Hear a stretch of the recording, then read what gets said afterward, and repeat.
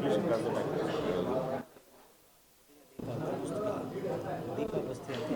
ಇಂಗ್ಲೀಷ್ಗೆ ಆರ್ಟ್ಲೆ ಮನೇಲಿ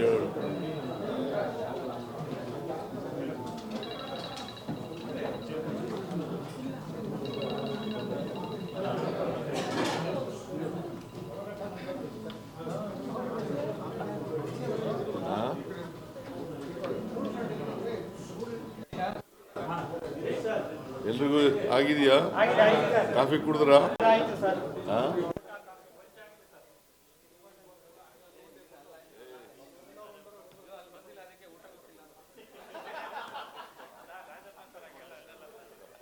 ಊಟ ಏನ್ ಬೇಡ.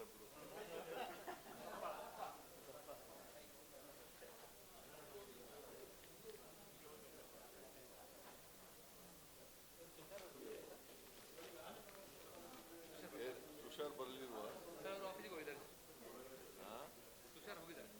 ಎಲ್ಲಿಗೆ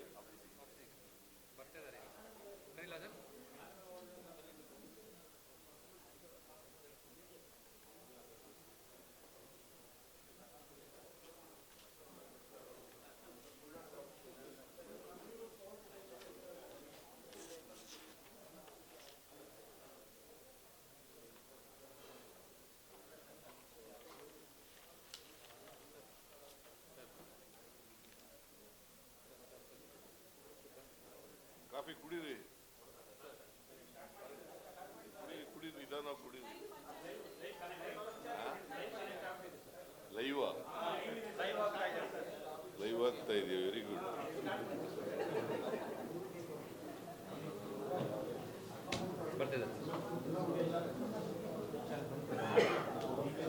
ನೀವೆಲ್ಲ ಲೈವ್ ಆಯ್ತಾ ಇರೋದ್ರಿಂದ ಲವ್ಲಿ ಆಗಿರ್ಬೇಕು. ನಾವಲ್ಲ ಸರ್, ನಾವು ಕ್ಯಾಮ್ರಾ ಕಾಣೋದು, ನೀವೇ ಕಾಣೋದು. ನೀವು ಕಾಣಿಸ್ತೀರಿ ಕ್ಯಾಮ್ರಾ, ನೀವು ಒಬ್ಬರು ಸಲ ಕಾಣೋದು, ನಾವು ಯಾರು ಕಾಣೋದು. ಇಲ್ವಾ? ಕಾಣ್ತಾರೆ ಸರ್. ಅಲ್ಲ, ನಿಮ್ಮೊಂದು ಕಾಣಿಸುವಂತೆ ಮಾಡಿ ಅವರೆಲ್ಲ ಆಗದಾಗ್ತಾ ದೊಡ್ಡ ಸಿ ಎಂ ಹೇಳ್ತಾರೆ.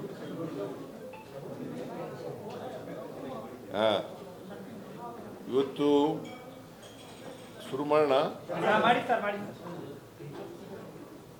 ಮಾಧ್ಯಮದ ಎಲ್ಲ ಸ್ನೇಹಿತರೆ, ಇವತ್ತು ಬೆಂಗಳೂರು ನಗರದಲ್ಲಿ ಮಳೆಯಿಂದ ಹಾನಿಯಾಗಿರ್ತಕ್ಕಂಥ ಪ್ರದೇಶಗಳಿಗೆ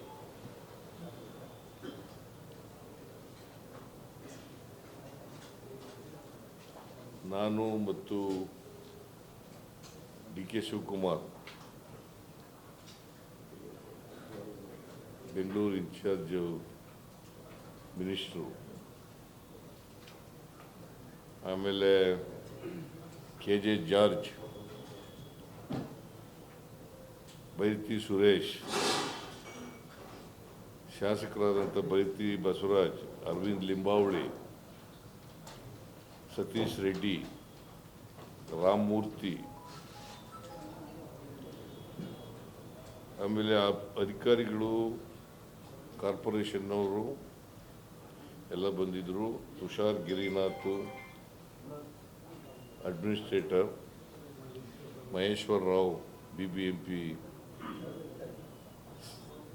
officer, commissioner, Jayaram, BDA commissioner, ಆಮೇಲೆ ಜಲಮಂಡಳಿ ಅಧ್ಯಕ್ಷರು, ಚೇರ್ಮನ್ ಮತ್ತು MD ಸೌಮ್ಯ ರೆಡ್ಡಿ ಇದ್ದರು. ಇದರಲ್ಲಿ ಗುರಪ್ಪನಪಾಳ್ಯ, ಆಮೇಲೆ ನಮ್ಮ ಚೀಫ್ ಸೆಕ್ರೆಟರಿ ಬಂದಿದ್ರು ಜೊತೆಯಲ್ಲಿ. ಅದು BJP ಆಮೇಲೆ BBMP ಆಫೀಸರ್ಸ್ಗಳೆಲ್ಲ ಬಂದಿದ್ರು. ಮೊದಲಿಗೆ ನಾವು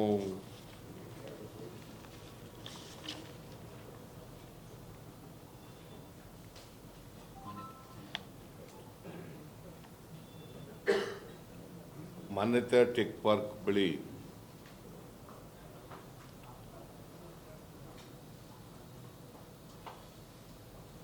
ಅಲ್ಲಿ ರಾಜಕಾಲುವೆ ಪರಿಶೀಲನೆ ಮಾಡೋದು. ಅಲ್ಲಿ ರಾಜಕಾಲುವೆ ಒತ್ತುವರಿಯಾಗಿದೆ. ಅದನ್ನು ಕೂಡಲೇ ತೆರವು ಮಾಡಿಸಿ ಅಂತ ಹೇಳಿದ್ದೀನಿ.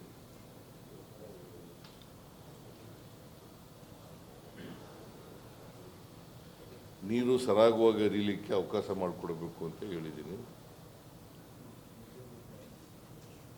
ಸೊ ಅದನ್ನು ಸರ್ ಮಾಡ್ತೀವಿ ಅಂತ ಹೇಳಿದ್ದಾರೆ. ಒಂದು ಎರಡನೇದು ಇದಾವಲ್ಲ, ವೆಂಟು ಅಗಲಾಗಿಲ್ಲ,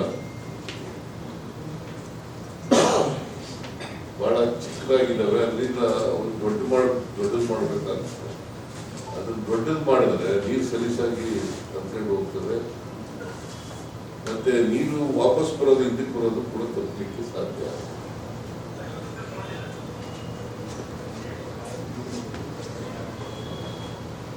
ಇದು ಅನೇಕ ವರ್ಷಗಳಿಂದ ಸಮಸ್ಯೆ ಇದೆ. ಅದು ಗ್ಯಾಸ್ ಕಾನ್ಸ್ಟಿಟ್ಯೂನ್ಸಿಗೆ ಎಫೆಕ್ಟ್ ಆಗ್ತದೆ. ಗ್ಯಾಸ್ ಕಾನ್ಸ್ಟಿಟ್ಯೂನ್ಸಿಗೆ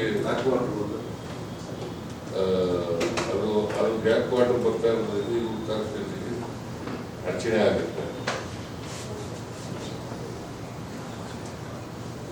ಮಾಡೋದ್ರಿಂದ ವಾಪಸ್ ನೀರು ಹರಿತದಲ್ಲ, ಅದು ಬರ್ತದಲ್ಲ, ತಡೆ ತಪ್ಪುತ್ತೆ.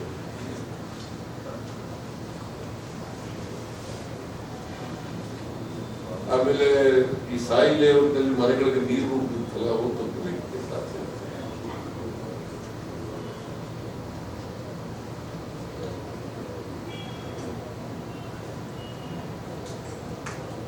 ಸೊ ನಾನು ಸೂಚನೆ ಕೊಟ್ಟಿದ್ದೀನಿ, ವಿಂಡ್ಸ್ ಇದೆಯಲ್ಲ ಅದನ್ನ ಅಗಲ ಮಾಡಿ ಅಂತ ಸೂಚನೆ ಕೊಟ್ಟಿದ್ದೀನಿ. ಎರಡು ಅಡಿಷನಲ್ ವಿಂಡ್ಸ್ ಪ್ರಾರಂಭ ಆಗಿದೆ. ದುಡ್ಡು ಕೂಡ ಕೊಟ್ಟಿದ್ದೀವಿ.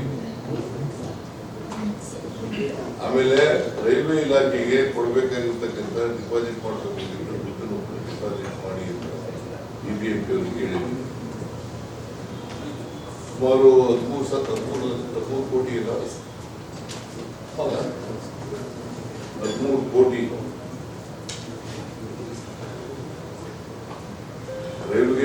ರೈಲ್ವೆಗೆ ಇಲಾಖೆಗೆ ಡಿಪಾಸಿಟ್ ಮಾಡೋದು 3 ಕೋಟಿ ಚಿಲ್ಲರೆ. ಕಾಮಗಾರಿ ವೆಚ್ಚ ಎಲ್ಲ ಸೇರಿ 13 ಕೋಟಿ ರೂಪಾಯಿನ BBMP ಕೂಡಲೇ ಕೊಡಬೇಕು. ಈಗಾಗಲೇ 6 ಕೋಟಿ ರೂಪಾಯಿ ಕೆಲಸ ಆಗಿದೆ.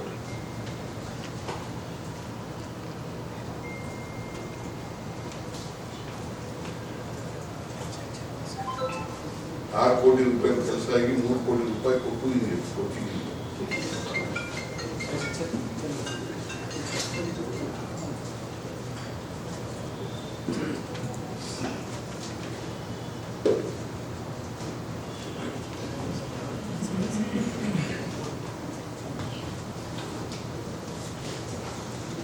ಮತ್ತೆ ಅಲ್ಲಿ ನೋಡ್ಕೊಂಡು ಮಹದೇವಪುರಕ್ಕೆ ಹೋಗಿದ್ದು. ಮಹದೇವಪುರದಲ್ಲಿ ಮೇಲೆ ಇತ್ತು ಆಗ ಅರವಿಂದ್ ಲಿಂಬಾವಳಿ.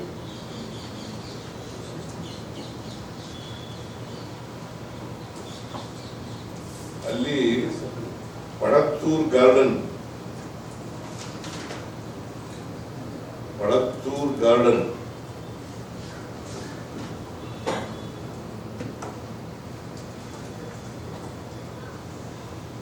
ಅಲ್ಲಿ ನೀರು ಹರಿಲಿಕ್ಕೆ ಸರಾಗವಾಗಿ ಹೋಗ್ಲಿಕ್ಕೆ ತೊಂದರೆಯಾಗಿ ಪದೇ ಪದೇ ಸಮಸ್ಯೆ ಆಗ್ತದೆ ಮಳೆ ಬಂದಾಗೆಲ್ಲ. ರಸ್ತೆ ಮೇಲೆ ಸುಮಾರು 4 ಅಡಿ ನೀರಷ್ಟು ನಿಂತ್ಕೊಳ್ತದೆ.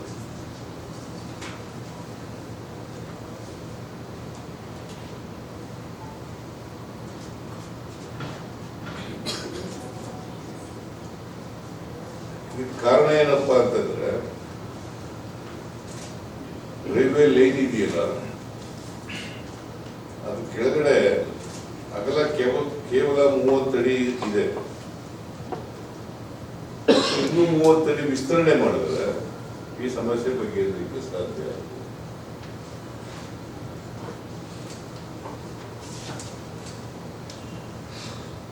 ಆಮೇಲೆ ರಸ್ತೆ ವೈಡನ್ ಮಾಡಬೇಕು.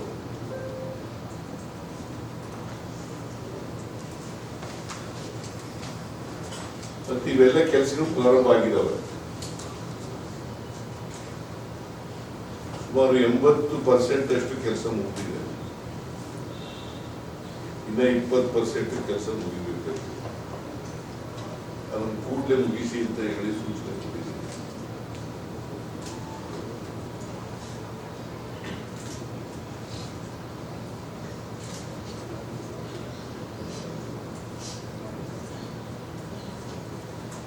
ಸೊ ಇನ್ನು 45 ತಿಂಗಳೊಳಗಡೆ ಮುಗಿಸ್ಬೇಕು ಅಂತೇಳಿ ಅವರಿಗೆ ಟೈಮ್ ಬೌಂಡ್ ಆಗಿ ಕೆಲಸ ಮಾಡಬೇಕು ಅಂತ ಹೇಳಿದೆ.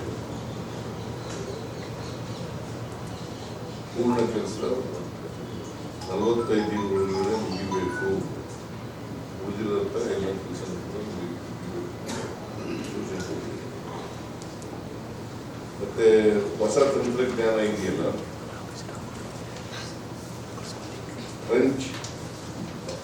ಟ್ರಂಚ್ಲೆಸ್ ಟೆಕ್ನಾಲಜಿ,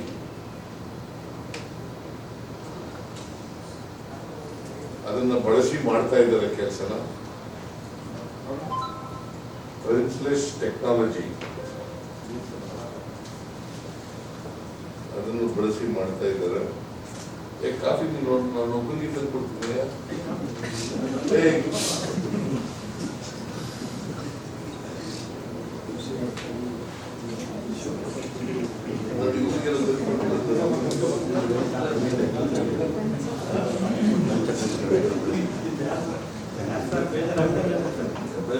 ಸರ್ ಇದು ಲೈವ್ ಆಯ್ತು.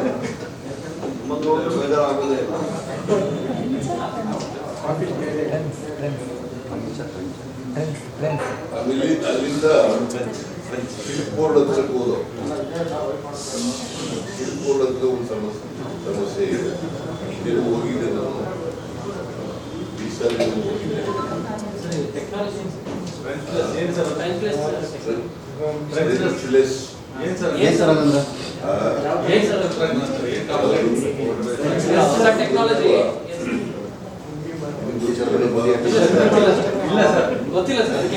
ಅವರು ಹೊಸ ಟೆಕ್ನಾಲಜಿನ ಬಳಸ್ತಾ ಇದ್ದಾರೆ. ಟೆಕ್ನಾಲಜಿ ಅಂತ ಒಂದಿದೆ. ಆ ಟೆಕ್ನಾಲಜಿನ BBMP ಅವರು ಅದು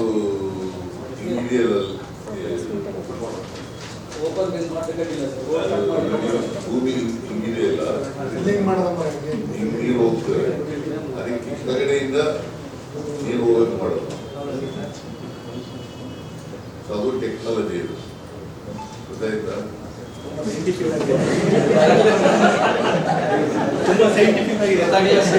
ಹಿಂಗೆ ಇದು ಭೂಮಿ ಹಿಂಗಿದೆ, ನೀರು ಹಿಂಗೆ ಹೋಗಲ್ಲ, ಅದಕ್ಕೆ ಕೆಳಗಡೆಯಿಂದ ಹೋಗಕ್ ಮಾಡೋದು. ಅದು ಹೊಸ ಟೆಕ್ನಾಲಜಿ. ಹಿಂಗೆ ಹೋಗಕ್ಕಾಗಲ್ಲ.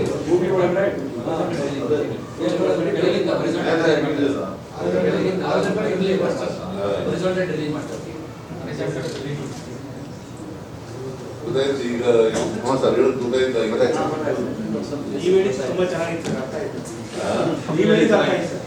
ನಾನು ಹೇಳೋದು ಬಹಳ ಪ್ರಾಕ್ಟಿಕಲ್ ಆಗಿ ಟೆಕ್ನಿಕಲ್ ಆಗಿ ಹೇಳ್ತಾ ಇದ್ದೆ.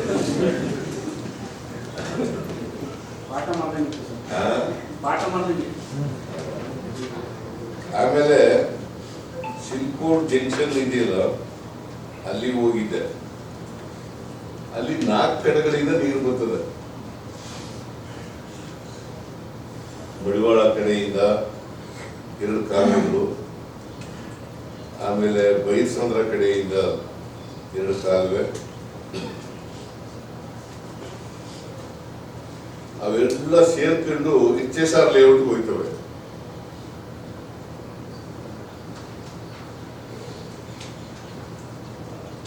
ಹಾಗಾಗಿ ನೀರು ಹೆಚ್ಚಾದಾಗೆಲ್ಲ ಉಕ್ಕಿ ಹರಿತದೆ, ರಸ್ತೆಗಳಿಗೆಲ್ಲ ನೀರು ಬರ್ತದೆ.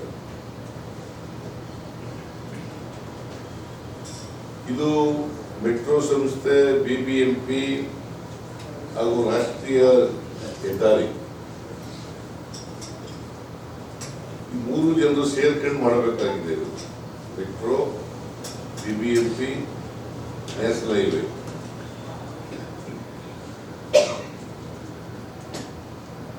ಅಲ್ಲಿ ಸತೀಶ್ ರೆಡ್ಡಿ ಏನ್ ಹೇಳ್ತಾರೆ ಅಂತಂದ್ರೆ, ಒಂದು ಟನಲ್ ಮಾಡಿದ್ರೆ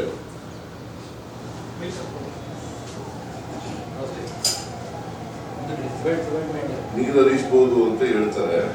ಅದಕ್ಕೆ ನಾನೇನು ಹೇಳಿದ್ದೀನಿ, BBMP ಅಧಿಕಾರಿಗಳಿಗೆ ಕೂತ್ಕೊಂಡು ನೀವು BBMP ಅವರು ಅವರು ಇವರು ನ್ಯಾಷನಲ್ ಹೈವೇ ಅವರು ಕೂತ್ಕೊಂಡು ತೀರ್ಮಾನ ಮಾಡಿ ಅಂತ ಹೇಳಿ ಸೂಚಿಸಿದ್ದೀನಿ.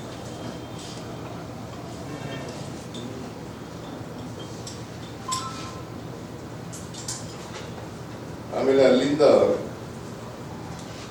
ಯುರಪ್ಪನ ಪಾಳ್ಯ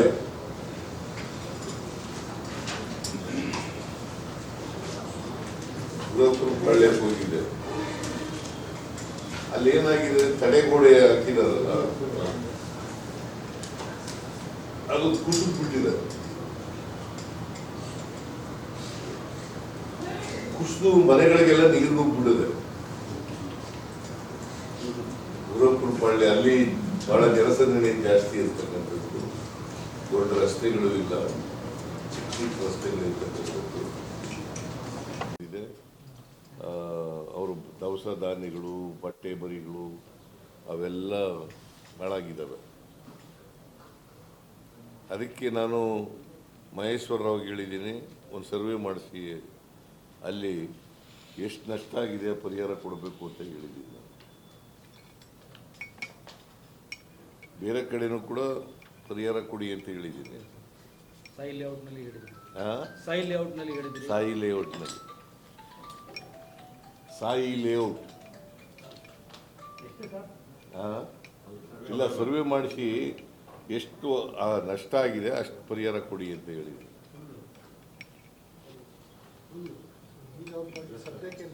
ಸರ್ವೆ ಮಾಡಿದ್ಮೇಲೆ ಗೊತ್ತಾಗ್ತದೆ. ಅವರು 1 ಲಕ್ಷ ರೂಪಾಯಿ ಕೇಳ್ತಾ ಇದ್ದಾರೆ.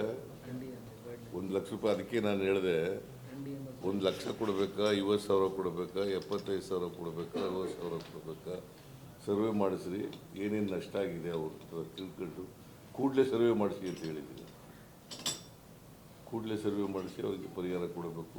ಸಾಯಿ ಲೇಔಟ್ನಲ್ಲೂ ಕೂಡ ಅದೇ ಥರ ಮಾಡಬೇಕು. ಎಲ್ಲೆಲ್ಲಿ ಮನೆಗೆ ನೀರು ನುಗ್ಗಿದೆ ಅಲ್ಲೆಲ್ಲ ಅದನ್ನು ಮಾಡಬೇಕು ಅಂತ ಹೇಳಿದ್ದೀನಿ.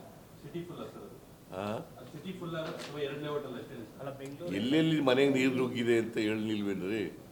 ಸಿಟಿ ಪೂರ ಅಂತಂದ್ರೆ ಮನೆಗೆ ನೀರು ನುಗ್ಗಿದ್ರಲ್ವಾ ನಷ್ಟ ಆಗೋದು. ನಿನಗೆ ದವಸ ಧಾನ್ಯ ನಷ್ಟ ಆಗೋದು, ಬಟ್ಟೆ ನಷ್ಟ ಆಗೋದು, ನೀರು ನುಗ್ಕೊಂಡು ಅಲ್ಲಿ ಜೀವನ ಮಾಡೋಕ್ಕಾಗದ ಪರಿಸ್ಥಿತಿ ನಿರ್ಮಾಣ ಆದ್ರೆ ತಾನೆ.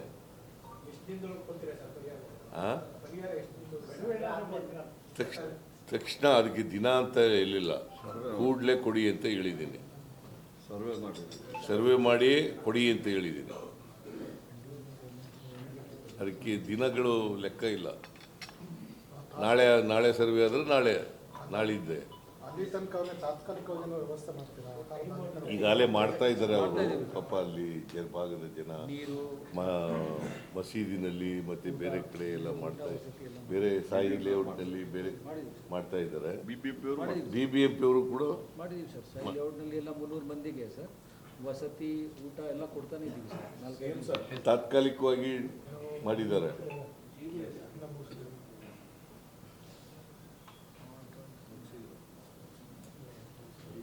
ಆಮೇಲೆ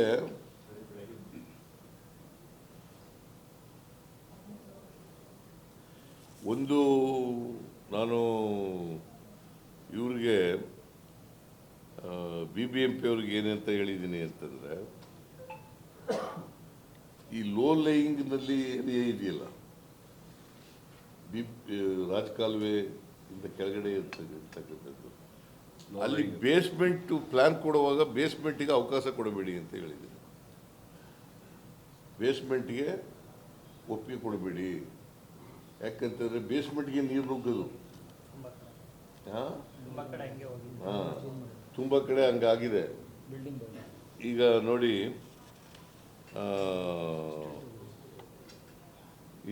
ಇದು ಒಂದು ಕಡೆ ಏನಾಗಿದೆ, BTM ಲೇಔಟ್ನಲ್ಲಿ ವಿದ್ಯುತ್ತು ಹರಿದು ಪಾಪ ಬೇಸ್ಮೆಂಟ್ನಲ್ಲಿ ನೀರು ತೆಗೆದು ಇದು ಮಾಡಕ್ಕೆ ಹೋಗಿದ್ದಾರೆ.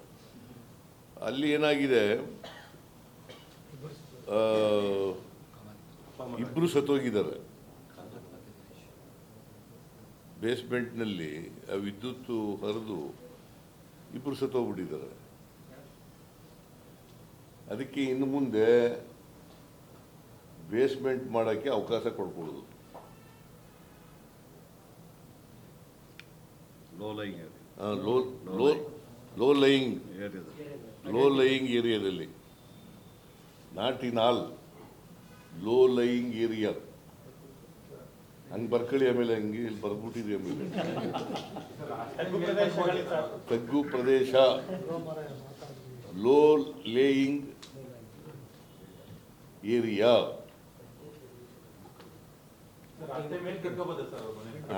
ಮೇಲೆ ಪಾರ್ಕು ಬೇಸ್ಮೆಂಟ್ ಕ್ಯಾನ್ಸಲ್ ಮಾಡಿದ್ರೆ ಹೌದು, ಸ್ಟಿಲ್ಟ್ ಮೇಲೆ ಕಟ್ಬೋದು ಸರ್. ಪಾರ್ಕಿಂಗ್ ಲೈಸೆನ್ಸ್ ಕೊಡೋದ್ರೆ ನಾನು ಪ್ಲಾನಿಂಗ್ನವ್ರು ತೀರ್ಮಾನ ಮಾಡ್ತಾರೆ, ನಾನೇ ತೀರ್ಮಾನ ಮಾಡಬಿಡಲ್ಲ. ಸ್ಟಿಲ್ಟ್ ಫ್ಲೋರ್ ಯಾರು ಪ್ಲಾನಿಂಗ್ನವರು ಇದ್ದಾರೆ ಅವ್ರು ತೀರ್ಮಾನ ಮಾಡ್ತಾರೆ. ಆದರೆ ಬೇಸ್ಮೆಂಟ್ಗೆ ಇದು ಕೊಡಬೇಡಿ, ಪರ್ಮಿಷನ್ ಕೊಡಬೇಡಿ. Low lying area, low lying area. ಅಲ್ಲ ಸರ್, ನೀವು ಹೇಳೋದು ಕರೆಕ್ಟು. ಆದರೆ ಹೊಸ ಮನೆಗಳನ್ನು ಕಟ್ಟಬೇಕಾದ್ರೆ ಕೆಳಗಡೆ ಪಾರ್ಕಿಂಗಿಗೆ ಅವಕಾಶ ಕೊಡೋದಾದ್ರೆ ಮಾಡಬೇಕು ಅನ್ನೋದೊಂದು ರೂಲ್ಸ್ ಇತ್ತು. ಈಗ ಈಗ ಅಲ್ಲಿ ಇವ್ರು ಹೇಳಿದಾಗ ಹೆಚ್ಚುವರಿ ಅವಕಾಶ ಅದು ಏನಾಯ್ತದೆ, ನೀರು ನುಗ್ಬಿಡ್ತದಲ್ಲಪ್ಪ ತಮ್ಮ, ಸತ್ತೋಯ್ತಾರಲ್ಲ ಎಲ್ಲ.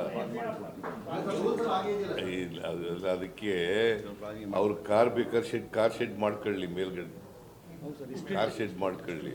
ಬಟ್ ಬೇಸ್ಮೆಂಟ್ ಮಾಡೋಕ್ಕೆ ಅವಕಾಶ ಬೇಸ್ಮೆಂಟ್ ಜಾಗದಲ್ಲಿ ಸ್ಟಿಲ್ಟ್ ಫ್ಲೋರ್ ಮಾಡಲಿ. ಸ್ಟಿಲ್ಟ್ ಫ್ಲೋರ್ ಮಾಡಿ ನೀರೆಲ್ಲ ಕೆಳಗಡೆ ಹೋದ್ರೆ ಅದು ನೀರಿಗೆಲ್ಲ ಕೆಳಗಡೆ ಹೋಗ್ಬಿಡ್ತದಲ್ಲ. ಅದಕ್ಕೆ ಉತ್ತರ, ಪೂರ್ವ, ದಕ್ಷಿಣ ಈ ಕಡೆ ಎಲ್ಲ ಹೋಗಿದ್ದೆ ನಾನು.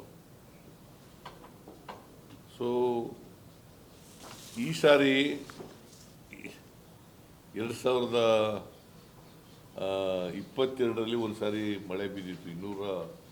229 ಮಿಲಿಮೀಟರ್ ಮಳೆ ಆಗ್ಬಿಟ್ಟಿತ್ತು. 10 ವರ್ಷದಲ್ಲಿ ಇದು 2ನೇ ಸರಿ ಜಾಸ್ತಿ ಬಂದಿರೋದು ದಶಕದಲ್ಲಿ ಮಳೆ ಬಂದಿರೋದು. 10 ವರ್ಷದಿಂದ ಒಂದು ಸಾರಿ ಬಂದಿತ್ತು. 22 ಲಾಸ್ಟ್ 22ನಲ್ಲ, 114 mm. 114 mm in 22.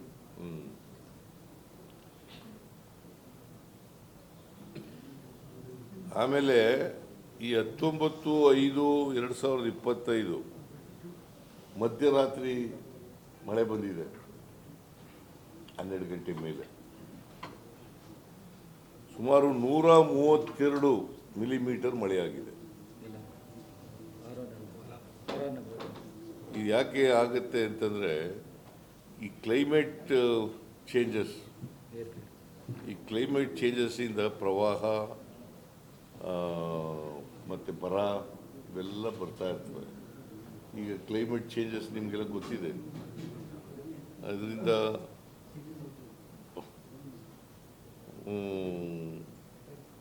ಮಾಡಿದೆ. ಬಟ್ ಬಹಳ ಬೆಂಗಳೂರಿನಲ್ಲಿ ನಾನು ಆಗಲೇ ಮೊನ್ನೆ ಹೇಳಿದೆ, 210 ತಗ್ಗು ಪ್ರದೇಶಗಳಿದ್ದಾವೆ. ಆ ತಗ್ಗು ಪ್ರದೇಶಗಳಲ್ಲಿ 166 ಸೂಕ್ಷ್ಮ, ಅತಿ ಸೂಕ್ಷ್ಮ ಅಂತ ಎಲ್ಲ ಗುರ್ತು ಮಾಡಿದ್ದಾರೆ. ಸರಿ ಮಾಡ್ಕೊಂಡು 166 ಕಾರ್ಯನಿರ್ವಹಿಸಿದ್ದಾರೆ. ಇನ್ನು 44 ಅದರಲ್ಲೂ ಕೂಡ 24 ಕೆಲಸ ಪ್ರಾರಂಭ ಮಾಡಿದ್ದಾರೆ. ಸೊ ಇದರಿಂದ ಈ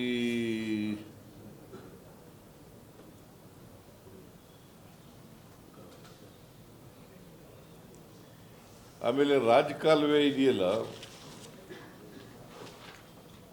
ಸುಮಾರು 860 ಕಿಲೋಮೀಟರ್ ರಾಜಕಾಲುವೆ ಇದೆ.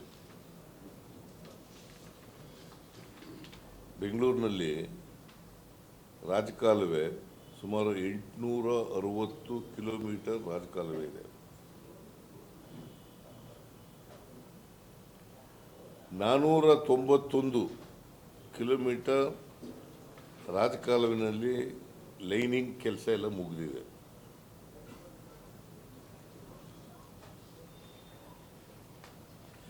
ಆಮೇಲೆ 173 ಕಿಲೋಮೀಟರ್ ವರ್ಲ್ಡ್ ಬ್ಯಾಂಕ್ನಿಂದ ಲೋನ್ ತಗೊಂಡು ಟೆಂಡರ್ ಆಗಿದೆ ಸರ್. ಟೆಂಡರ್ ಎಲ್ಲ ಆಗಿದೆ. ವರ್ಕ್ ಆರ್ಡ್ರು ಇಶ್ಯೂ ಆಗಿದೆಯಾ? ಇಲ್ಲ, ಇನ್ನು ವರ್ಕ್ ಆರ್ಡರ್ ಇಶ್ಯೂ ಆಗಬೇಕು. ಸುಮಾರು 2,000 ಕೋಟಿ ರೂಪಾಯಿಗಳು. ಇದರಲ್ಲಿ ಸರ್ 195 ಕಿಲೋಮೀಟರಲ್ಲಿ ಕೆಲಸ ನಡೀತಾ ಇದೆ ಸರ್. ಫೆಬ್ರವರಿ ಕಂಪ್ಲೀಟ್ ಆಗಿಬಿಡುತ್ತೆ. ಆಮೇಲೆ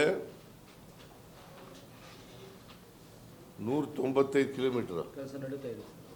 ಹಾಂ 2,000 ಕೋಟಿಯಲ್ಲಿ. ಇದು ಫೆಬ್ರವರಿ 2026 ಒಳಗಡೆ ಮುಗಿಸಬೇಕು ಅಂತ ಹೇಳಿದ್ದೀವಿ.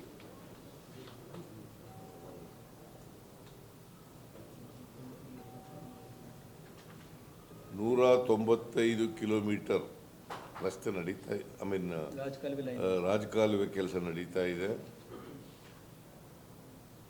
ಸುಮಾರು ಅದು 2,000 ಕೋಟಿ ಅಂದಾಜಿನಲ್ಲಿ ಕೆಲಸ ನಡೀತಾ ಇದೆ. ಫೆಬ್ರವರಿ 26 ಒಳಗಡೆ ಮುಗಿಬೇಕು ಅಂತೇಳಿ ಹೇಳಿದ್ದೀವಿ. ಅದಲ್ಲದೆ ಅದರ ಜೊತೆಗೆ 173 ಕಿಲೋಮೀಟರ್ ವರ್ಲ್ಡ್ ಬ್ಯಾಂಕ್ ನೆರವಿನಿಂದ with the assistance of world bank loan ಏನು 2,000 crores for BBMP work. No, they have sanctioned. Yes. Sanctioned, sir. Negotiation ಆಗಿದೆ. ಇದನ್ನ 3 ವರ್ಷಗಳಲ್ಲಿ ಪೂರ್ಣಗೊಳಿಸಬೇಕು ಅಂತ ವಿಚಾರ ಇದೆ. ಸೊ ಇದೆಲ್ಲ ಆದರೆ ರಾಜಕಾಲುವೆಗಳು ಪೂರ್ಣ ಲೈನಿಂಗ್ ಆದಾಗ ಆಗುತ್ತೆ. ಮತ್ತು ಎಲ್ಲೆಲ್ಲಿ ಒತ್ತುವರಿಯಾಗಿದೆ ಅವೆಲ್ಲರೂ ಕೂಡ ಮುಲಾಜಿಲ್ಲದೆ ತೆಗೆದಾಕಿ ಅಂತ ಹೇಳಿ, ಎಷ್ಟೇ ಪ್ರಭಾವಿಗಳಿರಲಿ ಯಾರೇ ಇರಲಿ ಅದನ್ನು ಒತ್ತುವರಿಯನ್ನು ಬಿಡಿಸ್ತಕ್ಕಂಥ ಕೆಲಸ ಮಾಡಬೇಕು. ಈ ಸರಿ ಮಳೆ ಬಂದಾಗಲೂ ಕೂಡ ರಾಜಕಾಲುವೆ ಒತ್ತುವರಿ ತೆರವು ಮಾಡ್ತೀವಿ ಅಂತ ಹೇಳ್ತೀರಾ ಸರ್, ಬಟ್ ಅಧಿಕಾರಿಗಳು ಯಾಕೋ ನಿರ್ಲಕ್ಷ್ಯ ವಹಿಸ್ತಾರೆ ಸರ್? ಪ್ರತಿ ಸರಿ ಮಳೆ ಬಂದ ಸಂದರ್ಭದಲ್ಲಿ ರಾಜಕಾಲುವೆ ಒತ್ತುವರಿ ತೆರವು ಮಾಡ್ತೀವಿ ಅಂತ ಹೇಳ್ತೀರಾ, ಬಟ್ ಅಧಿಕಾರಿಗಳು ಎಲ್ಲ ಒಂದ್ ಕಡೆ ನಿರ್ಲಕ್ಷ್ಯ. ಇಲ್ಲ, ಈಗ 491 ಮಾಡಿರೋದು ಯಾಕೆ, ಅದು ಹೆಂಗೆ ಯಾವುದು? ಈಗ ಏನಾಯಿತು, ನೀವು ಬಂದಿರೋದು ಅದೇ ಬಂದಿರೋದು ನಮಗೆ ತಾಪತ್ರಯ. BJP ಅವ್ರ ಕಾಲದಲ್ಲಿ ಮಾಡಲಿಲ್ಲ, ಗೊತ್ತಾಯ್ತಾ? ನಾವು ಬಂದಾಗ ಶುರು ಮಾಡಿಸಿದ್ದೆ ನಾನು. ಆಗ್ಲೇ 491 ಕಿಲೋಮೀಟರ್ ಆಯ್ದದ್ದು. ಅದಾದ್ಮೇಲೆ ಆಗಲಿಲ್ಲ, ಈಗ ಮತ್ತೆ ಶುರು ಮಾಡಿಸಿದ್ದೀವಿ. 2 ವರ್ಷ ಆಯ್ತಲ್ಲ ಸರ್, ಸುಮ್ಮನೆ ಇದ್ರಿ ಮತ್ತೆ. 2 ವರ್ಷ ಸುಮ್ಮನೆ ಇದ್ರಿ. ಈಗ 195 ಕಿಲೋಮೀಟರ್ ಕೆಲಸ ನಡೀತಾ ಇರೋದು ಯಾರು? ಕೋರ್ಟ್ಗೆ ನೋಡಪ್ಪ, ಡಿಸಾಸ್ಟರ್ ಮ್ಯಾನೇಜ್ಮೆಂಟ್ನಲ್ಲಿ ಅದರ ಅಡಿನಲ್ಲಿ ಕೆಲಸ ಶುರು ಮಾಡಿ ಅಂತ ಹೇಳಿದ್ರು. ಕೋರ್ಟ್ಗೆ ಹೋಗಿದ್ರೆ ಕೋರ್ಟ್ನಲ್ಲಿ ಒಂದು ಸ್ಟೇಗಿ ಕೊಟ್ಟಿದ್ರೆ ಅಥವಾ ಇನ್ನೇನಾದ್ರು ಮಾಡಿದರೆ ಆದೇಶ ಇದ್ದರೆ ಅದನ್ನು ತೆರವುಗೊಳಿಸ್ತಕ್ಕಂಥ ಕೆಲಸ ಮಾಡ್ತಕ್ಕಂಥದ್ದು ಇದು ಒಂದು. ಎರಡನೇದು ಡಿಸಾಸ್ಟರ್ ಮ್ಯಾನೇಜ್ಮೆಂಟು ಅಡಿನಲ್ಲಿ ಕೆಲಸ ಮಾಡ್ತಕ್ಕಂಥದ್ದು, ಇದು ಎರಡನೇದು. ಸರ್, ಒತ್ತುವರಿ ಎಷ್ಟು ಬಾಕಿ ಇದೆ ಸರ್? ಹಿಂದೆ ನೀವಿದ್ದಾಗ 2018 ಕ್ಲಿಯರ್ ಆಗಿತ್ತು, ಮತ್ತೆ ಕೋರ್ಟ್ ಬಂದ ನಂತರ ಸ್ಟಾಪ್ ಆಗುತ್ತೆ. ಮತ್ತೆ ಇನ್ನೆಷ್ಟು ಬಾಕಿ ಇದೆ ಸರ್? 18 ಕೆಲವು ಪರ್ಟಿಕ್ಯುಲರ್ ಕೇಸಸ್ ಕೂಡ ಇತ್ತು ಸರ್, ಪ್ರಭಾವಿಗಳ ಅವರ ಆಸ್ಪತ್ರೆಗಳು, ಕಟ್ಟಡಗಳು, ಈ ರೀತಿ ಯಾರೇ ಪ್ರಭಾವಿಗಳಿದ್ರು ತೆಗಿಸಾಕ್ತೀವಿ. ಅಡ್ಡ ಬಂದರೆ, ರಾಜಕಾಲುವೆಗಳಿಗೆ ಅಡ್ಡ ಬಂದರೆ, ಒತ್ತುವರಿ ಆಗಿದ್ರೆ ತೆಗಿಸ್ತೀವಿ. ಯಾರು ಆಗಲಿ, ಕಾಂಗ್ರೆಸ್ನವರು, BJP ಅವರು ಇರಲಿ, ಯಾವನವರು ಇರಲಿ. ಆಮೇಲೆ ಲಾಸ್ಟ್ನಲ್ಲಿ ಒಂದು ಈ ಬಾನು ಮುಸ್ತಾಕ್ ಅಂತ ರೈಟರ್ ಇದಾರಲ್ಲ, ಬಾನು ಮುಸ್ತಾಕ್ ಹಾಸನದವರು, ಅವರ ಹೃದಯ ದೀಪ ಕೃತಿಗೆ ಬೂಕರ್ ಪ್ರಶಸ್ತಿ ಬಂದಿದೆ. 2025ನೇ ಸಾಲಿಗೆ ಕೊಡ್ತಕ್ಕಂಥ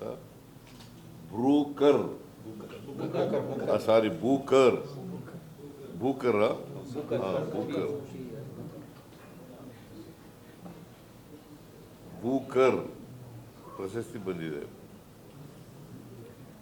ಇದರಿಂದ ಇಡೀ ಕನ್ನಡ ನಾಡಿನ ಗೌರವವನ್ನು ಹೆಚ್ಚು ಮಾಡಿದೆ.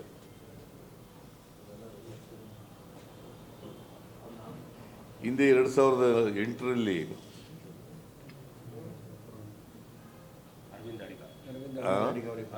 ಅರವಿಂದ ಅಡಿಗ ಅವರಿಗೆ ಸಿಕ್ಕಿತ್ತು 2008ರಲ್ಲಿ ದಿ ವೈಟ್ ಟೈಗರ್ ಅನ್ನೋ ಕೃತಿಗೆ.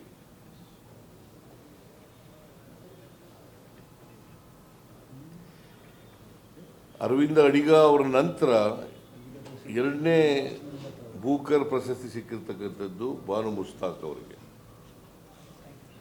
2025. ಇಡೀ ದೇಶದಲ್ಲಿ 5 ಪ್ರಶಸ್ತಿಗಳು ಬಂದಿದ್ದಾವೆ ಇಲ್ಲಿವರೆಗೆ. ಇವರು 6ನೇವರು.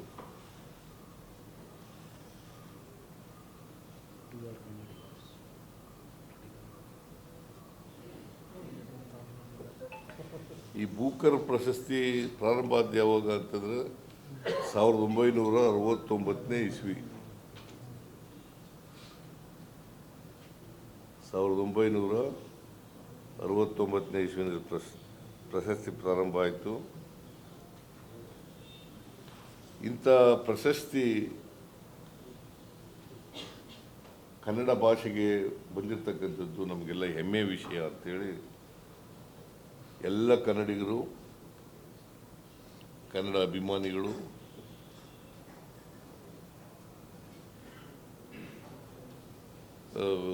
ಖುಷಿ ಪಡ್ತಕ್ಕಂಥ, ಹೆಮ್ಮೆ ಪಡ್ತಕ್ಕಂಥ ವಿಚಾರ.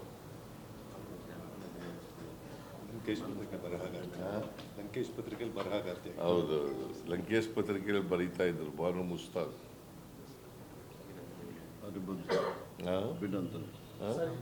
ಅಭಿನಂದನೆಗಳು ಹೇಳ್ಬಿಡ್ತಾರೆ. ನೀವು ಎಲ್ಲ ಬಂದಿದ್ರಿ, ನಮ್ಮ ಜೊತೆ ಎಲ್ಲ ಬಂದಿದ್ರಿ. ಕೆಲವರಿಗೆಲ್ಲ ಊಟ ಸಿಕ್ಕಿದ್ರಿ, ಕೆಲವ್ರಿಗೆ ಊಟ ಸಿಕ್ಕಿದ್ರಿ. ಅದಕ್ಕೋಸ್ಕರ ನಿಮ್ಮೆಲ್ಲರಿಗೂ ಧನ್ಯವಾದಗಳು. ಊಟ ಮಾಡಿರೋರಿಗೂ ಧನ್ಯವಾದಗಳು, ಊಟ ಮಾಡದೇ ಇರೋರಿಗೂ ಧನ್ಯವಾದಗಳು. ಈಗ ಮತ್ತೆ ಮಳೆ ಜಾಸ್ತಿ ಆದ್ರೆ ಆಮೇಲೆ ಈ ಇದರಲ್ಲಿ ಇಬ್ಬರು ಸತ್ತೋಗಿದಾರಲ್ಲ, ಅಪ್ಪ ಮುಖ ಕಾಮತ್ ಮತ್ತು ದಿನೇಶ್. ಯಾವುದು? BTM ಲೇಔಟ್ನಲ್ಲಿ ಕಾಮತ್ ಮತ್ತು ದಿನೇಶ್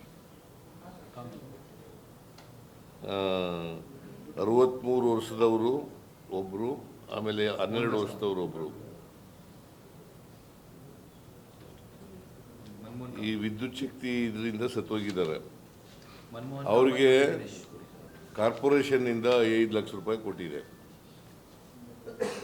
ನಾನು ಇವತ್ತು ನಮ್ಮ ಜೊತೆ ಜಾರ್ಜ್ ಬಂದಿದ್ರಲ್ಲ, ನೀವು KEB ಅವರು ಬೆಸ್ಕಾಮಿಂದ 5 ಲಕ್ಷ ಕೊಡಿ ಅಂತ ಹೇಳಿದ್ರಿ. ನೋಡಪ್ಪ, ಕೊಡಿ.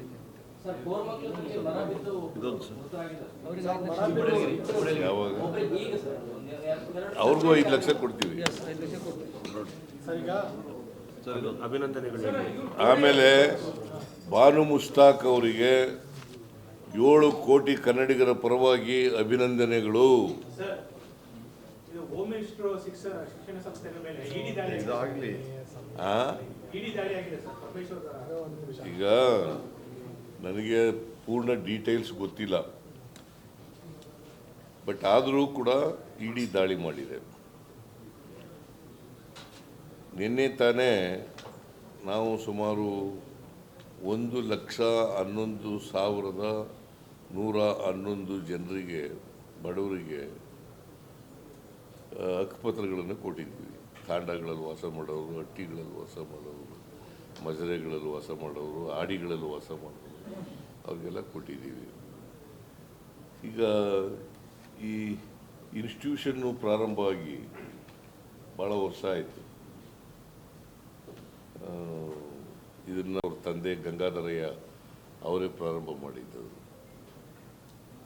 ಪರಮೇಶ್ವರ್ ಅವರು ಗೃಹ ಮಂತ್ರಿಗಳು. ಅವರು ಒಬ್ಬ ದಲಿತ ನಾಯಕರು, ಕರ್ನಾಟಕದಲ್ಲಿ ಪ್ರಮುಖ ನಾಯಕರು. ಅವ್ರ ಮೇಲೆ ನನಗೆ ಅನಿಸುತ್ತೆ ಸೇಡನ್ ರಾಜಕೀಯ ಮಾಡಿದ್ದಾರೆ ಅಂತ ಅನಿಸುತ್ತೆ. ಏನ್ ಸರ್ ಉದ್ದೇಶ? ಉದ್ದೇಶ ಏನ್ ಸರ್? ಅದೇ ಹೇಳಿದ್ನಲ್ಲ ಈಗ ಇಷ್ಟೊತ್ತು ತನಕ. ದಲಿತ ದಲಿತ ನಾಯಕ ಎಲ್ಲ ಈಗ ಟಾರ್ಗೆಟ್ ಮಾಡೋದೇ ಬಡವರನ್ನ, ದಲಿತರನ್ನ, ಹಿಂದುಳಿದವ್ರನ್ನ, ಕಾಂಗ್ರೆಸ್ನವ್ರನ್ನ. ಗೊತ್ತಾಯ್ತಾ? ಕಾಂಗ್ರೆಸ್ನಲ್ಲಿ BJPಯವರು ಯಾರ ಮೇಲೆ ಮಾಡಿದ್ದಾರೆ ನೋಡೋಣ ಹೇಳಿ ದಾಳಿನ? ಇಡಿ, ಇನ್ಕಮ್ ಟ್ಯಾಕ್ಸ್ ಯಾರು ಮಾಡಿದ್ದಾರೆ ಹೇಳಿ ನೋಡೋಣ? ಯಡಿಯೂರಪ್ಪ ಏನು ಭಾಳ ಅನಿಷ್ಟ? ವಿಜೇಂದ್ರ ನಿವಾಸದ ಮೇಲೆ ಆಗಿತ್ತು ಸರ್. ವಿಜೇಂದ್ರ ಭಾಳ ಅನಿಷ್ಟ? ಕುಮಾರಸ್ವಾಮಿ ಭಾಳ ಅನಿಷ್ಟ? BJP ಅವರೆಲ್ಲ ಭಾಳ ಅನಿಷ್ಟ ನಾಯಕರುಗಳೆಲ್ಲ. ಅವ್ರ ಮೇಲೆ ಒಬ್ಬರ ಮೇಲೂ ಮಾಡಲ್ಲ, ಇವ್ರನ್ನೇ ಯಾಕೆ ಇದು ಮಾಡ್ತಾರೆ?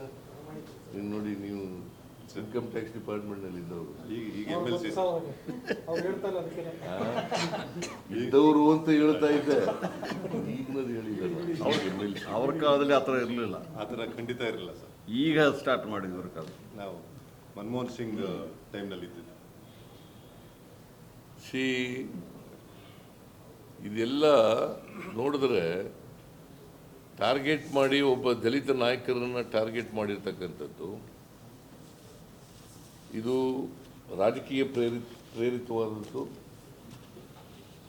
ಮತ್ತು ಅವರು ಒಂದು ವಿದ್ಯಾಸಂಸ್ಥೆ ನಡೆಸ್ತಾ ಇದ್ದಾರೆ, ಆ ವಿದ್ಯಾಸಂಸ್ಥೆ ಮೇಲೆ ದಾಳಿ ಮಾಡಿರ್ತಕ್ಕಂಥದ್ದು. ಮೊದಲು ಇನ್ಕಮ್ ಟ್ಯಾಕ್ಸ್ ಮಾಡಿದ್ರು, ಈಗ ಇಡಿ. ಮೊದಲು ಇನ್ಕಮ್ ಟ್ಯಾಕ್ಸ್ ಮಾಡಿದ್ರು, ಈಗ ಇಡಿ ಮಾಡಿದೆ.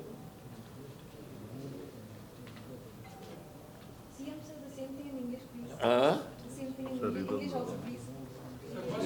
Not due to department fault. ಈಗ ಅವರು ಇದು ಹೈರ್ ಮಾಡ್ಕೊಂಡು ಮೋಟರ್ ತಗೊಂಡು ಹ್ಯುಮ್ಯಾನಿಟೇರಿಯನ್ ಕನ್ಸಿಡರೇಷನ್ ಬೇರೆ ಕೊಡ್ತಾರೆ. ಆ್ಯಂಡ್ ಈಗ ಇವ್ರು ಕೊಡ್ತಾ ಇರೋದು KIB ಅವರು, ಇಟ್ ಇಸ್ ನಾ ಅವರು ತಪ್ಪು ಮಾಡಿದ್ದಾರೆ ಅಂತಲ್ಲ,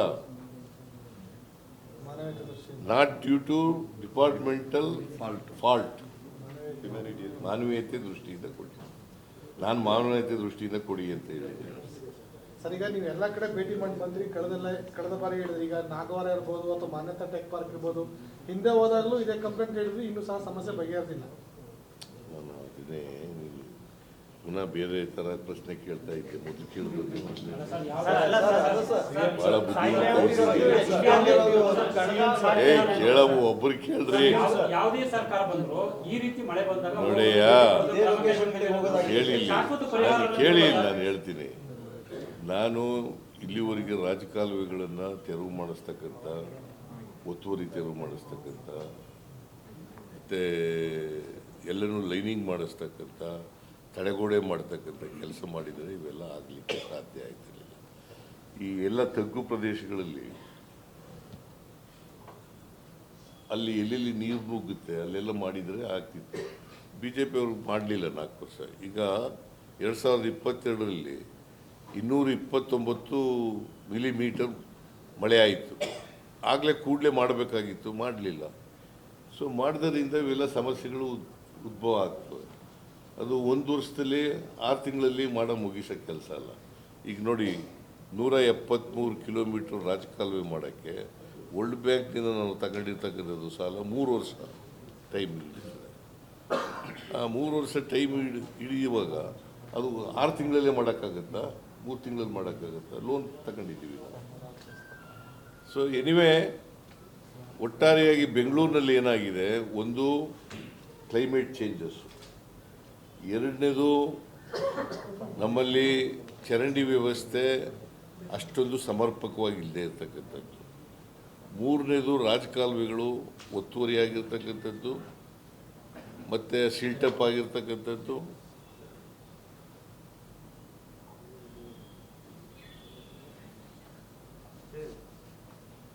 ಈ ಕಾರಣಗಳಿಂದ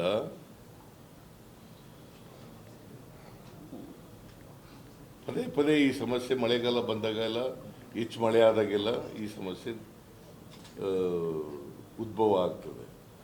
ಅದಕ್ಕೆ ಶಾಶ್ವತವಾಗಿ ಪರಿಹಾರ ಮಾಡ್ತೀವಿ ಅಂತಕ್ಕಂಥ ವಿಶ್ವಾಸ ನನಗಿದೆ, ನಂಬಿಕೆ ನನಗಿದೆ. ಮುಂದಿನ ಮಳೆಗೆ ಈ ಥರ ಆಗಲ್ಲ ಅಂತೀರಾ ಸರ್? ಬೆಂಗಳೂರು ಯಾವುದೇ ಕಾರಣಕ್ಕೂ ಈ ಥರ ಇರಲ್ಲ ಅಂತೀರಾ ಸರ್? ಮುಂದಿನ ಮಳೆಗೆ 100% ಸರಿ ಹೋಗುತ್ತೆ ಅಂತ ಹೇಳೋಕ್ಕಾಗಲ್ಲ ನಾನು. ಮುಂದಿನ ಮಳೆಗೆ ಅಷ್ಟೊತ್ತಿಗೆ ಸಾಕಷ್ಟು ಮಾಡ್ತೀವಿ ಸರ್. ಮೊದಲು ಮಳೆ ಬಂದಾಗ ಕಿನೋ ಥಿಯೇಟ್ರದೊಂದು ಬ್ರಿಡ್ಜ್ ಇತ್ತು, ಬಸ್ಗಳೇ ಬೀಳ್ತಾ ಇತ್ತು. ಶಾಂತಿನಗರ ಬಸ್ ಅದೆಲ್ಲ ತಾವು ಬಂದ ಮೇಲೆ ಎಲ್ಲ ಸರಿ ಮಾಡಿದ್ದೀವಿ, ಎಷ್ಟೋ ಮಾಡಿದ್ರು. ಆಮೇಲೆ ಜನರು ಕೂಡ ಸಹಕರಿಸ್ಬೇಕು ಇದ್ರ ಜೊತೆಗೆ. ಈಗ ಪ್ಲಾಸ್ಟಿಕ್ ಹಾಕ್ಬಿಡೋದು, ಕಾಲುವೆ ಚರಂಡಿಗಳಿಗೆ ಇದನ್ನು ಸುರಿದು ಬಿಡೋದು, ಕಸ ಸುರಿದು ಬಿಡೋದು, ಬಟ್ಟೆ ಬಿಸಿ ಆಮೇಲೆ ಬಟ್ಟೆ ಬೀಸಾಕೋದು, ಆಮೇಲೆ ಫರ್ನಿಚರ್ ರಬ್ರೀಸ್ ಹಾಕ್ತಾರೆ, ಕಂಟ್ರೋಲ್ ಮಾಡೋದು ಅಷ್ಟೇ. ಆಮೇಲೆ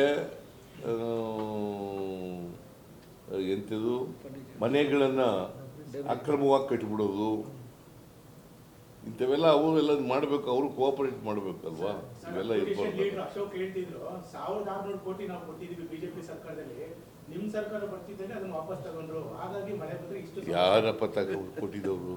ಅಶೋಕ್ ಅಶೋಕ್ ಬರೋ ಸುಳ್ಳು ಹೇಳೋದು ಬಿಟ್ಟರೆ ಇನ್ನೇನು ಬರ್ತದೆ? BJP ಅವರೆಲ್ಲ ಸುಳ್ಳು ಹೇಳೋದು. 1600 ಕೋಟಿ ಕೊಟ್ಟಿದ್ದೀರೇನ್ರಿ? ಕೆಲಸ ನಡೀತಾ ಇದೆ ಸರ್. ಅಲ್ಲಪ್ಪ, 1600 ಕೋಟಿ ಕೊಟ್ಟಿದ್ರ ಅವರು? ಸರ್ ತಾವು ಬಂದ ಮೇಲೆ 7,000 ಕೋಟಿ ರೂಪಾಯಿ ಫಸ್ಟ್ ಟೈಮು ಬ್ಯಾಂಗ್ಳೂರು ಸಿಟಿಗೆ 7,000 ಕೋಟಿ 3 ವರ್ಷ ಕೊಟ್ಟಿದ್ದು ತಾವು. ಅಲ್ಲಿ ತನಕ ಇವರೆಲ್ಲ ಇದ್ರು ₹1 ಕೊಟ್ಟಿರಲಿಲ್ಲ. ವಾಪಸ್ ಯಾವ್ದು ತಗೊಂಡಿಲ್ಲ. ವಾಪಸ್ ಕಾಲುವೆ ನೋಡಿಯಪ್ಪ, ಅವರು ಕೆಲಸ ಮಾಡಿದರೆ 4 ವರ್ಷ ಅಧಿಕಾರದಲ್ಲಿದ್ದರು. 4 ವರ್ಷ ಮಾಡಿದರೆ ಈ ಸಮಸ್ಯೆ ಬರ್ತಿರಲಿಲ್ಲ. ಕನ್ನಡದಲ್ಲಿ ಮಾತಾಡ್ತೀನಿ, ನೀನು ಇಂಗ್ಲೀಷ್ನಲ್ಲಿ ಕೇಳ್ತಾ ಇದೀಯಾ?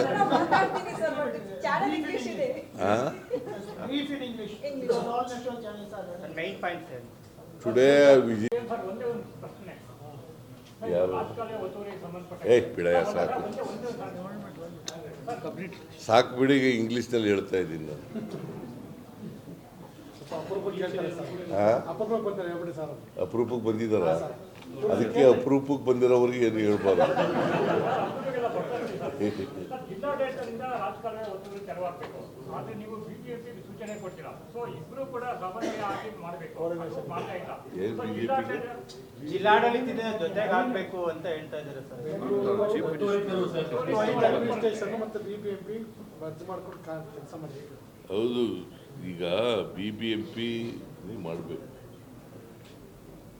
ನೀವೇನು, ವಾಟ್ ಈಸ್ ಯುವರ್ ಕ್ವಶನ್? ಜಿಲ್ಲಾಡಳಿತದಿಂದ ತೆರವಾಗಬೇಕು, ಯಾಕಂದ್ರೆ ಇಂದಿನ ಸಭೆ ಕುಮಾರ್ ಗಿರಿನಾಥ್ ಅವರು ಹೇಳಿದ್ರು ರಾಜಕಾಲುವೆ ತೆರವೆಲ್ಲ ಅವ್ರು ಬರುತ್ತೆ ನಗರ. ಸರ್ ಆ ಥರ ಇಲ್ಲ ಸರ್. ಏನಾಗಿದೆ ಸರ್, ಜಿಲ್ಲಾಧಿಕಾರಿ ಸರ್, ವಿಶೇಷ ಜಿಲ್ಲಾಧಿಕಾರಿಗಳು ಆದೇಶ ನೀಡ್ತಾರೆ ಸರ್. ನಾವು ತ್ವರಿಯಾಗಿದೆ, ಯಾಕೆಂದರೆ ರೆವೆನ್ಯೂ ಲ್ಯಾಂಡ್ ಬರುತ್ತೆ, ತ್ವರಿಯಾಗಿದೆ ಅವರಿಗೆ ಕಂಪ್ಲೇಂಟ್ ಕೊಡ್ತೀವಿ, ಅವರು ಆದೇಶ ಕೊಡ್ತಾರೆ, ನಾವು ಹೊಡಿತೀವಿ ಸರ್. ಸೊ ಅವರು ಏನು ಹೇಳ್ತಾರೆ, ಇಬ್ಬರು ಅವರು ಆದೇಶ ಕೊಡಬೇಕು, ಅವರು ಆದೇಶ ಅಷ್ಟು ಪ್ರಮಾಣಕ್ಕೆ ಕೊಡ್ತಾ ಇಲ್ಲ, ನೀವು ಅಷ್ಟು ಪ್ರಮಾಣಕ್ಕೆ ಹೊಡಿತಾ ಇಲ್ಲ BBMP ಅಂತ ಅವರು ಹೇಳ್ತಾರೆ. ಹೌದಾ? ಅದೇ ಇನ್ಮೇಲೆ ನೋಡಿ, ಈಗ ಕೋಆರ್ಡಿನೇಷನ್ ಮಾಡ್ಕೊಂಡು ಮಾಡಬೇಕು ಅಂತ ಹೇಳ್ತೀನಿ.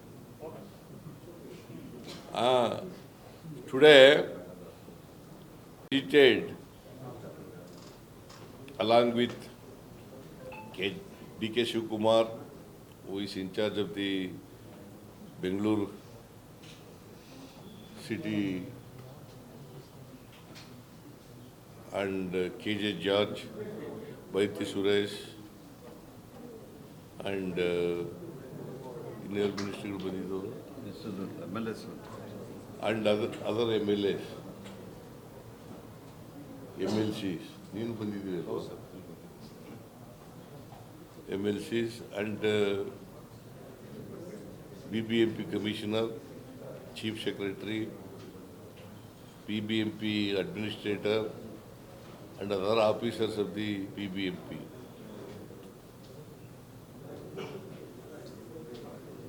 First, I visited Manyata Tech Park,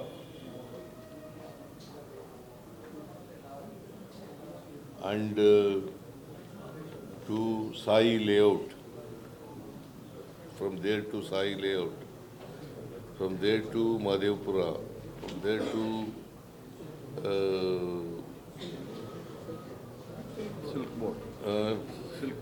Silk Board Junction, from there to Gurappan Palya.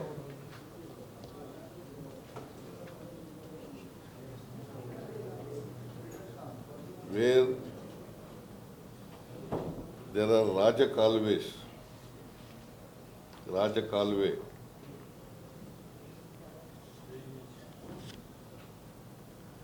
they have been intruded by private people.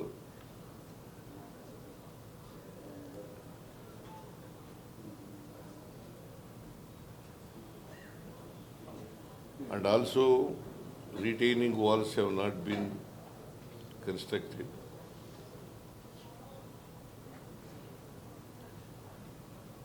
There are about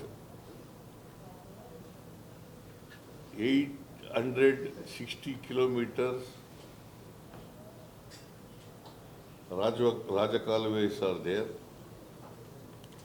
out of which 495 kilometers of Rajakalway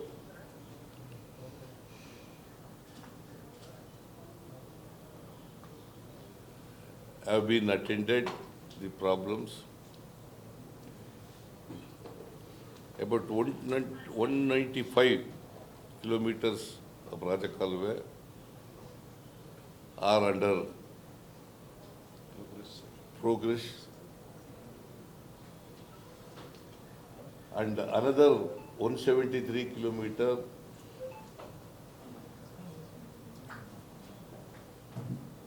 we have taken loan from World Bank, and tenders have been called, and it is yet to be finalized.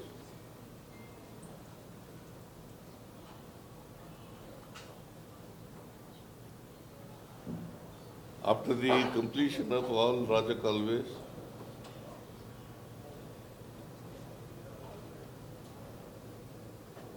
these problems were low-lying areas,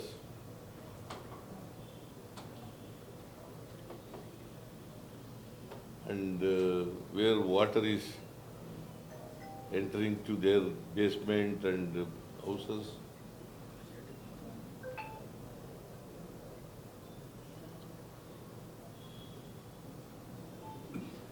These problems will be solved after the encroachment has been removed and lining work has been done for the entire Rajakalways.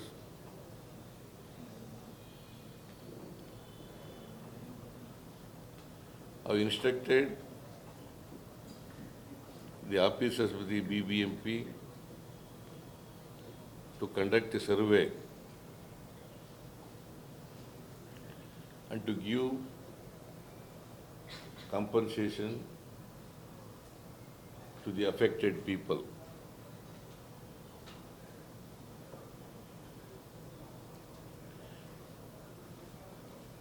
In fact, in Gurappan-Palya, about 400 to 500 houses have been flooded with water.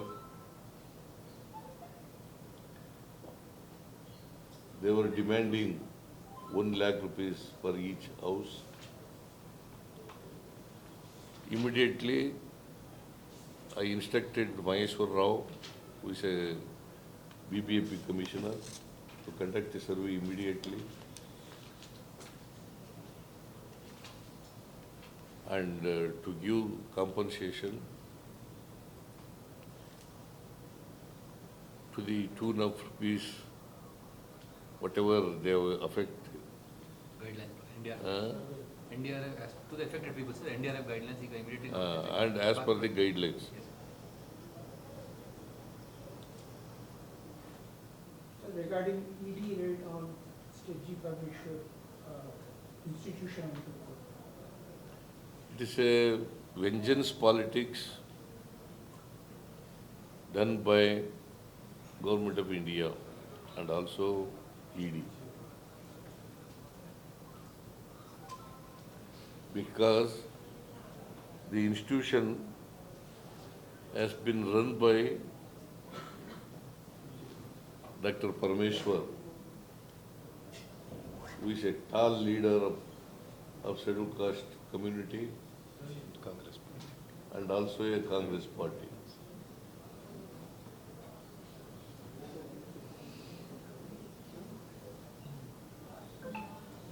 Yesterday, we had a mammoth gathering at Hospete to mark the 2 years term in office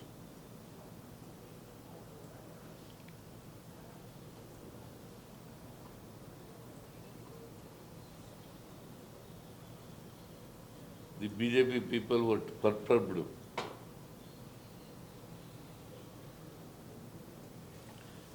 With the success of the rally in Hospete, Vijayanagara district, Karnataka. According to me, and according to my information, it's a revengeful act of ED department of central government. Okay, thank you. So, CM sir, while you visited places today to overlook the situation in Bengaluru, the BJP has shared some videos of red carpet being placed, saying that it was more like a film premiere. Huh? BJP has. Before you, when you were going to see the problem of the people, some of the government officials were preparing red carpet welcome for you. So BJP has made it an issue. They criticize the fact that the red carpet was rolled out at BJP people always, their allegations are baseless allegations. Most of the allegations with full of lies. Did you come to know about that red carpet, sir? Where red carpet is there? You are also there. Did you see anywhere? Huh? The red carpet reception has been given to us. ತೆಗೆದುಬಿಟ್ಟಿರ್ತಾರೆ sir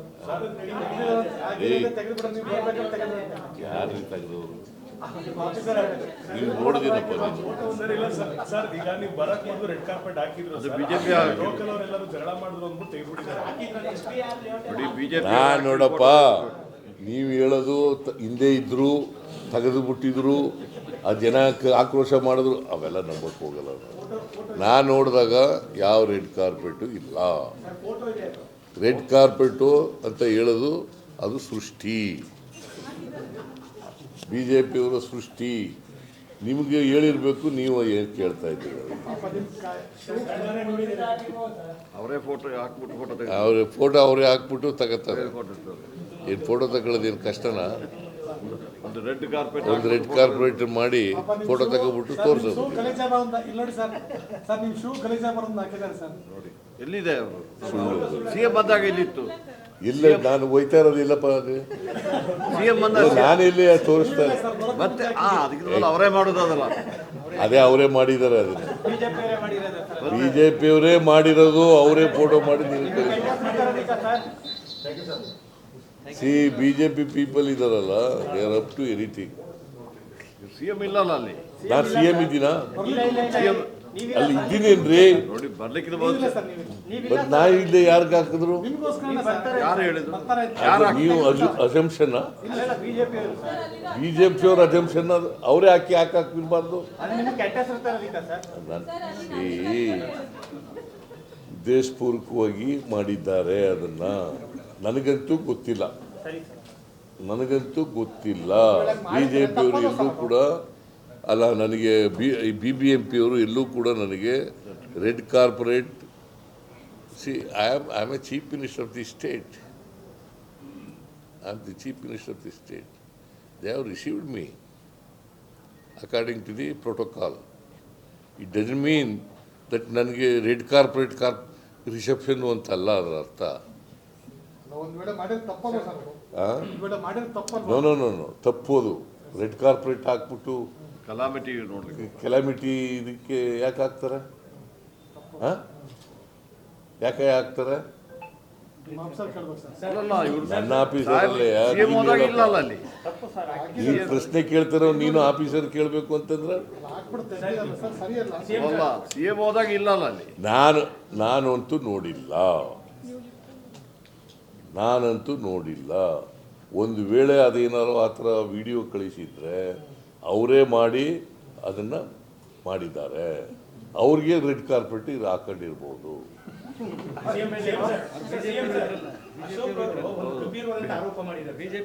BJP